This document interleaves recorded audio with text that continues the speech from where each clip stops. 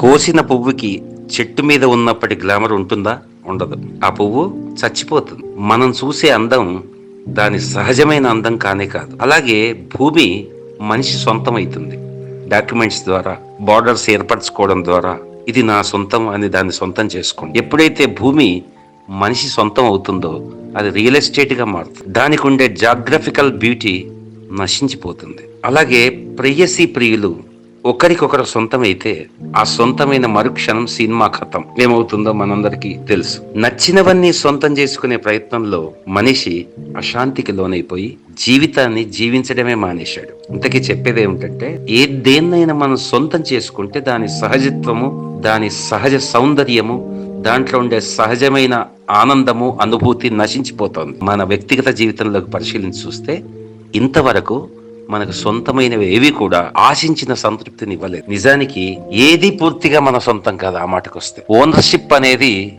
Documents లోనే సాధ్యం, legal aspect లో సాధ్యం. ఇదంతా కృత్రిమత్వం. మనిషి తన కొన్ని సౌకర్యాల కోసం ఏర్పరచుకున్న నిబంధనలు. కాబట్టి ఓనర్షిప్ అనేది ఎవరికైనా, ఎవరి మనసు పైన ఎవరికి ఓనర్షిప్ ఉండటానికి వీల్లేదు, ఉండలేదు కూడా. బయటికి నటిస్తాం అంతే. అలాగే భూమి పైన మనకు ఓనర్షిప్ లేదు. ఆ మాటకు వస్తే మన శరీరంలో వయసును బట్టి, కాలాన్ని బట్టి జరిగే మార్పుల పైన కూడా మనకు ఓనర్షిప్ లేదు.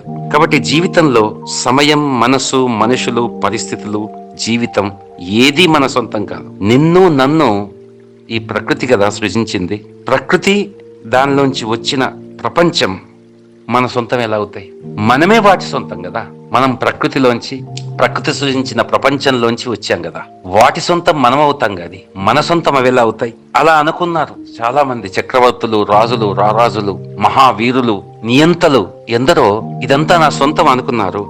వాళ్ళంతా ఏమయ్యారో మనకు తెలిసిపోతుంది. సమాధుల కింద, గోరీల కింద వాళ్ళ ఈగో, వాళ్ళ గర్వం శాశ్వతంగా నశించిపోయింది. ఓం శాంతి. For more such videos, please like, share and subscribe.